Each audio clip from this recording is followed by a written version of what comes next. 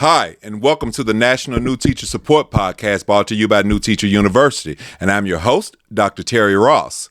Our goal is to help new teachers have a great first year and end that first year with excitement. We want to make sure that your first years are your most productive years so that you can have a great career. Tonight, we're going to discuss coping with post-pandemic trauma through the eyes of children. And we have with us an award-winning teacher, Miss Roshunda Black-Mitchell. She is an early childhood expert, and she's currently an early childhood quality assurance manager. And we're so excited to have her with us tonight to share with us her stories and her strategies of the pandemic and what she did to help children and what she is consistently doing now to help children cope with the post-pandemic.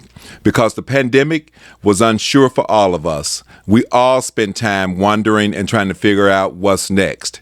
And that does something to the human spirit. And our children really felt it because they had no idea what was happening. And I'm so excited that she took this on during the pandemic to make sure that parents had strategies, that teachers had strategies, and that she made sure that our children were okay and that they were whole. And at this time, I'm going to turn it over to Miss Mitchell so that she can talk with us about who she is, why she came up with this idea about helping children during the pandemic, and what she's doing now. Miss Mitchell? Hello, hello, hello. I am so elated to be a part of this awesome podcast, and I'm so excited to elaborate on our topic tonight. I am Roshunda Black-Mitchell. Just a little background about me. I attended Jackson State University where I retrieved a Bachelor's of Science in Child Care and Family Education. Then I proceeded to earn my master's degree in early childhood, and I am now working on my specialist in leadership. And just growing up in a small rural area, I always dream of just continuously helping my community. And so once I came to Jackson and found my way through college, I always knew that God had a path for me in serving the community in the public school settings. So just again, a little bit background about my education.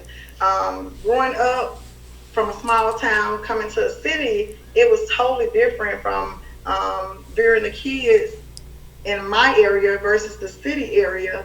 Although they have the same background, but the city kids, they were more accustomed to certain lifestyles in the education system, meaning that in certain schools here in the Jackson Public Schools, they had more books and we didn't. They had more resources, Yes. things of that nature. So my goal is to not only help kids navigate through the educational system and give them the resources that they need, but also help them mentally through this post-COVID pandemic, and always instill in them that they can and they will succeed. So just a little background about me. Now we'll proceed to our topic. So tonight we're going to elaborate on children's mental health and how we can help them proceed with living in the post-COVID pandemic. It's no secret that children today are, used to living in the pandemic. All of us are used to living in the pandemic. And it's no secret that it has taken a toll on not only our kids, but the whole world. So with saying that, let's see how this pandemic has affected students mentally. According to research, about 37% of students at public and private schools said their mental health was not good most of the time during the pandemic, according to a new study. Now, we're talking about post-COVID. So it said that 37% of students in the public and private school sector had already experienced their mental health not in a good state during the midst of COVID. And so what do you think about now? Kids are still feeling that sense of, I can't learn virtually, or I can't endure all the things that they're having me to do in this education setting. So with that being said, we as educators and the parents, we have to learn how to help kids navigate and cope with their mental health when it comes to education. So let me ask you this: you said that some of that they're still dealing with COVID and virtual learning in some spaces. Yes. Wow, Yes, wow. they are. Even here in Mississippi, um, we have several school districts that's dealing with many COVID cases, and they have to close down. So children have to learn virtually at home. So when you look at that, you have to look at, do the kids have online internet connection? Do they have adequate equipment like computers or iPads? Do they have the resources to continue their educational goals?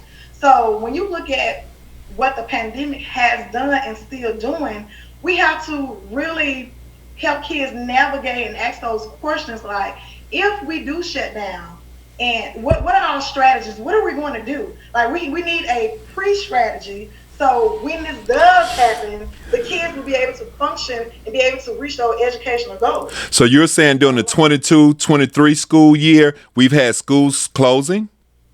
Yes, Oh, for the wow.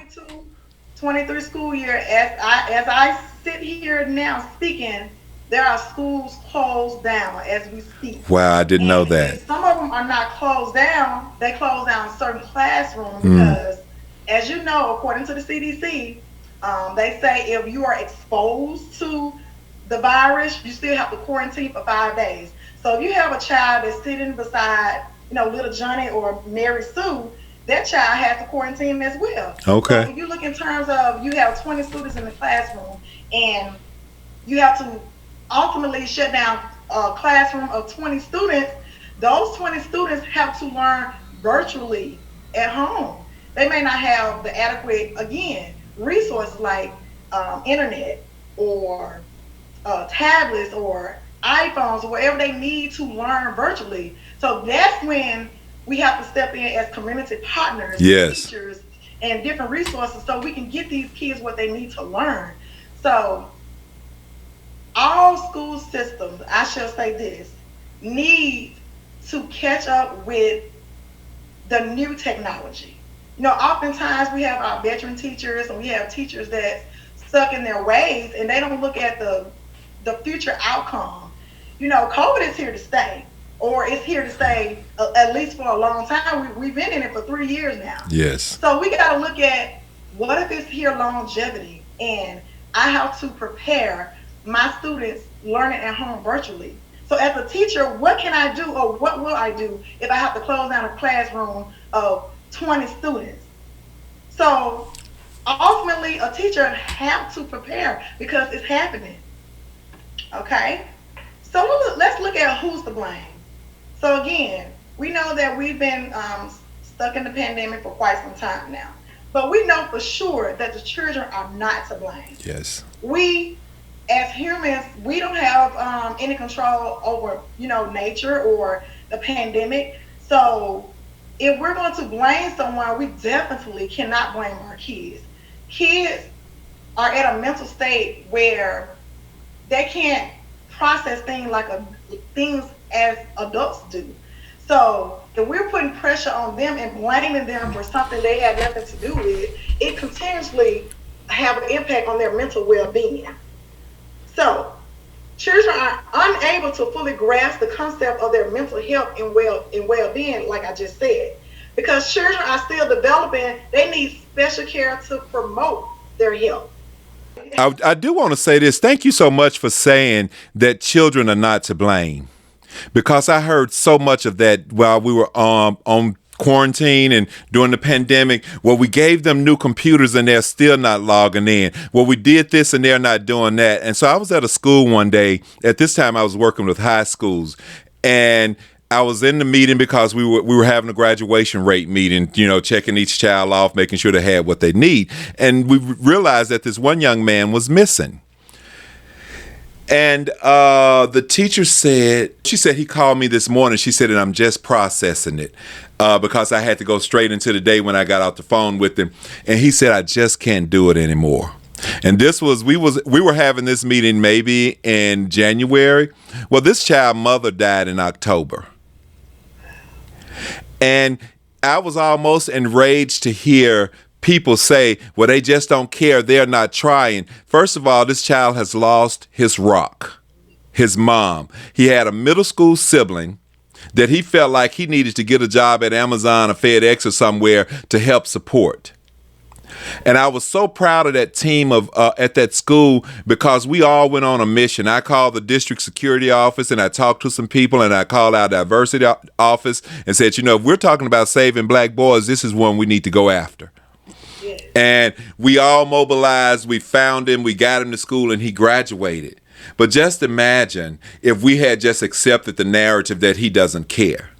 Exactly. So they are not to blame, and thank you for elevating that. Yes, they are not to blame. If we only as educators would take the time just to talk to a child, because it's not always them not wanting to do the work. It's not always them just being lazy.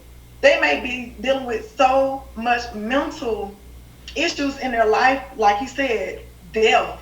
They may be dealing with, they haven't eaten enough. They're trying to figure out how they're going to help mom pay the bills or dad. They're trying to be not only the big brother, big sister, they're trying to be the father figure of their household. So we never know what our kids are enduring in their household. Absolutely. So sometimes it only takes a conversation to say, are you okay? Talk to Absolutely. Absolutely. Building that trust. Building that trust. The kids are not to blame. So we're going to look at another slide.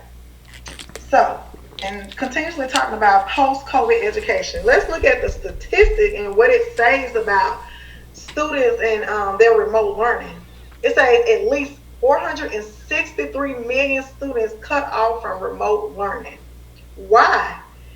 One reason, the old model of education system where everyone sits in the classroom is not going to work in this new normal. That's not it. Like I said in the beginning, we can pretty much say that COVID is here to stay. Yes. So we can't just assume that tomorrow when we get up, the kids are going to school. Mm-hmm. We may get a call, and I know a lot of school districts use the robocall.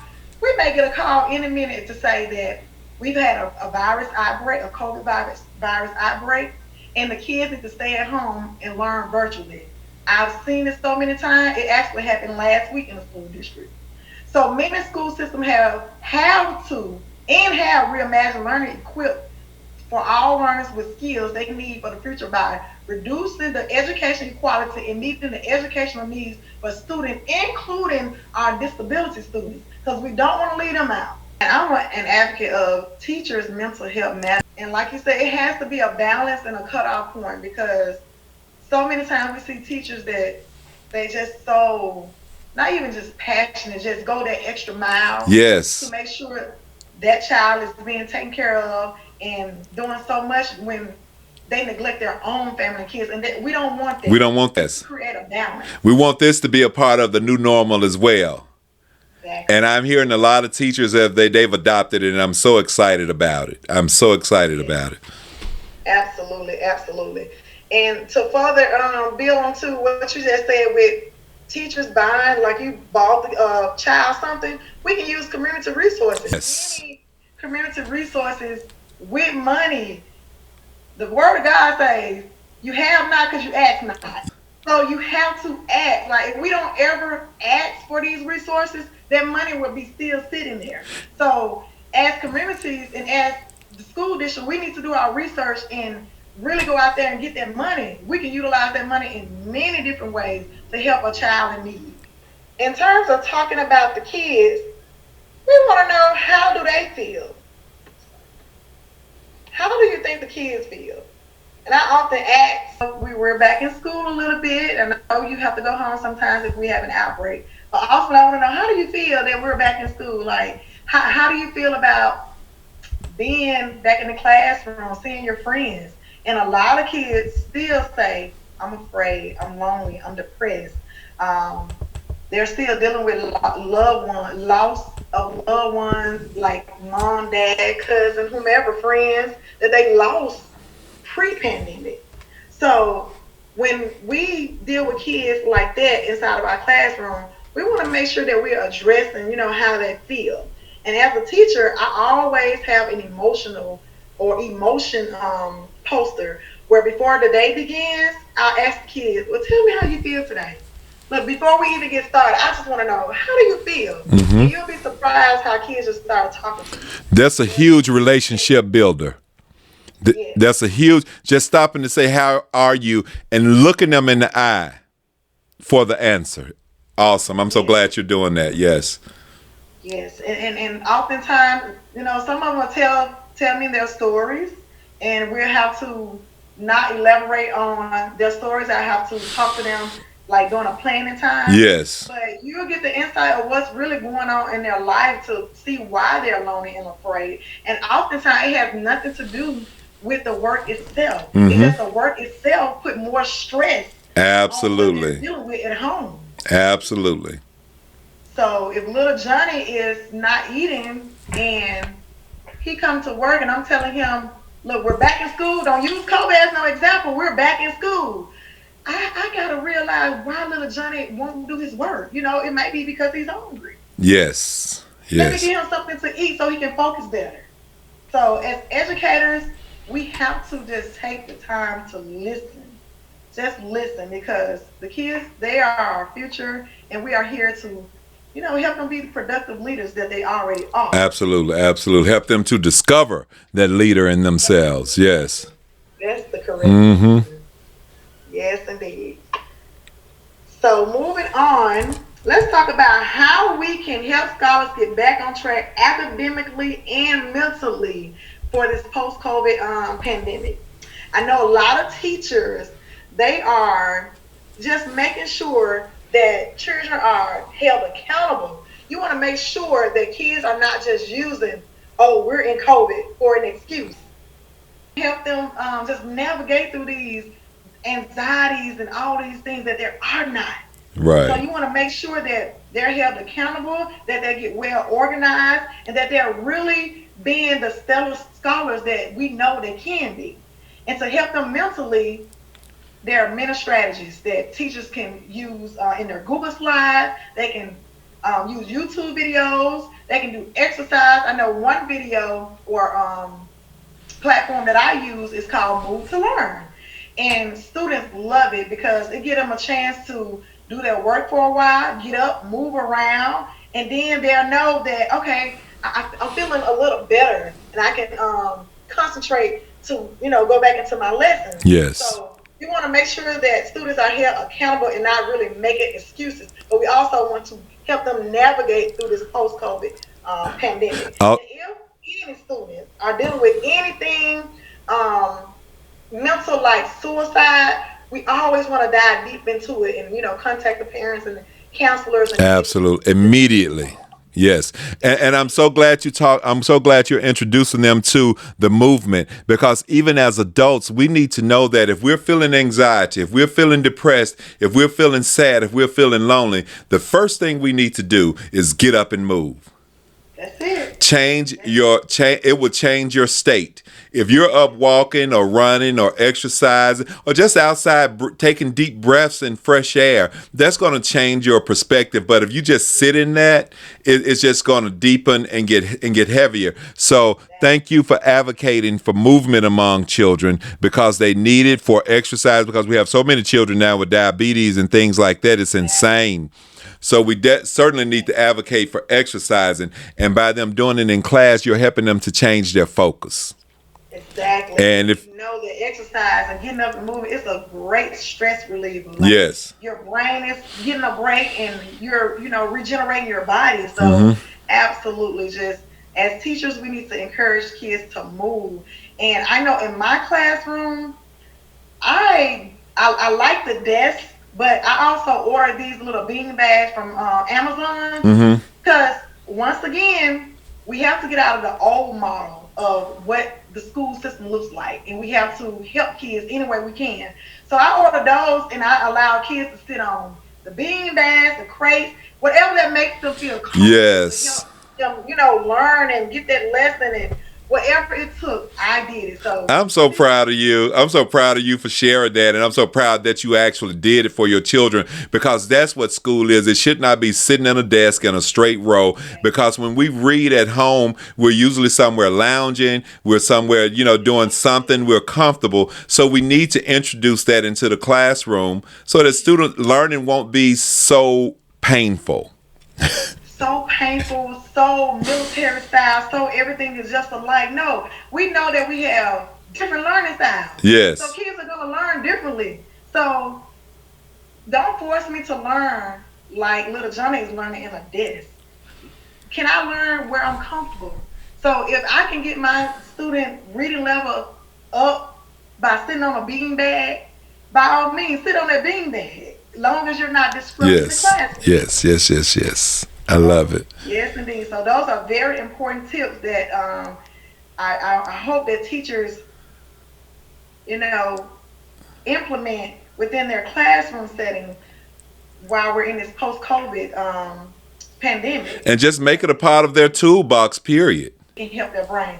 And who knows, as a teacher, it can help you as well. Because I know Absolutely. oftentimes when I get ready to help a student that's dealing with something, mentally, I'll count from 1 to 5 with them. And I find Yes. myself more relaxed. I find Absolutely. myself, like, okay, I'm giving my students these strategies. This is something that I can instill and take, in my life as well. So it's important we balance it out. We have to be a better person or a better teacher for our students. So we can't be dealing with things mentally and trying to help our students. It's not going to work. Absolutely. So we need to take care of ourselves so that we can take care of them. Thank you so much for inviting me to this podcast. If there are any questions or concerns, you can email me at amazingkidzone@yahoo.com, or you can find me on Facebook at Amazing Kids Zone. And you also can find me on Instagram and TikTok at Amazing Kids Zone. Thank you so much. And the last slide, all of my information that I just stated is on the slide. So before you end, tell me about Amazing Kids Zone. That's your company. Yes. So I actually created Amazing Kids Zone from my child care facility. I end up in the midst of the pandemic creating a mentoring group called Amazing Kids Mentoring. And the mentoring group is everything basically what I just said about just helping kids cope. And ultimately, it was created to not only help kids cope, but help them navigate throughout their entire life. So what I do in my program, the kids that enter my program, I follow them all the way up until high school. Most of my kids in the program are elementary students, but I check on them once a week. I make sure they're getting their lessons out. I make sure they they're talking, they're using their language skills. Because now, since the pandemic and post-COVID pandemic, we have a lot of students that's not talking. I'm not sure it's because the math, I'm not certain what it is, but my goal of the program is to get our scholars back talking and interacting socially like they used to. And we take fun field trips. I allow them to go visit, different people who mentor, like the judges here in the Jackson area, some teachers, some principals, the men, I think it's called Big Brother of Jackson, Mississippi. So different organizations, I allow them to visit, or we visit as a group, and they just talk to the kids. Because sometimes it just takes someone caring and talking to the kids. So yeah, in a nutshell, that's my program. Awesome. Helping kids cope. And thank you for giving them that exposure, because see, you can only dream as far as you've seen. And one other thing, you are an author. Tell me about your books. Yeah, I am an author. It's just so ironic that you said that our dreams should be bigger than us, or something to that effect. Can you repeat what you just said? Just we can only dream as far as we have seen. So we have to be exposed to dream bigger. But talk about your books. Yes, and I said that to say this because you and I have a similar background. Like, I didn't know any authors. Yes, yes, yes, yes. I grew up around, my aunt was an educator. She was a teacher. She still is a phenomenal teacher. Call her name. Yeah, Marie Hayes. That's right. Low.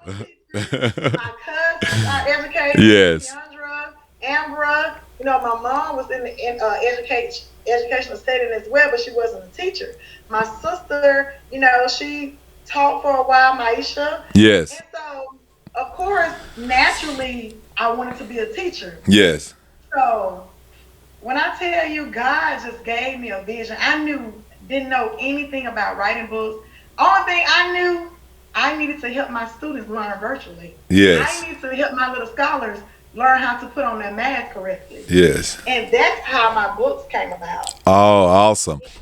Well, if you'll send me the links to your books so that I can add them to this podcast when I release it, I'd appreciate it. And thank you so much for joining us this evening on the National New Teacher Support Podcast, brought to you by New Teacher University. I want to thank you all for joining us in the audience, and I also want to thank you, Ms. Mitchell, for your expertise and for sharing these kind words to encourage teachers for self-care, but also to share strategies on how we need to help our children, because a lot of our children are not okay. A lot of us as adults, we're not okay. And it's okay, because some of us lost people. We lost best friends. A good friend of mine that was a teacher when I was a principal here, I called him like he was a brother to me. We looked alike the whole 9 yards, and he passed. And sometimes now I want to pick up the phone and call him, because I would always call him and ask him things. He was a farmer. He had rental property, and those are some of the things that I'm doing now. And he was my resource. Wow. Yes. And may I add, another reason why I created the mentoring program is because I lost my brother in the midst of the pandemic. My baby brother passed away from COVID. He was only 25. And so I had to get myself together mentally. Okay. So I definitely understand when you can't call on that person that's no longer here, it really takes a toll. You have to take care of yourself mentally. Okay. Well, thank you so much, and thank you for sharing that.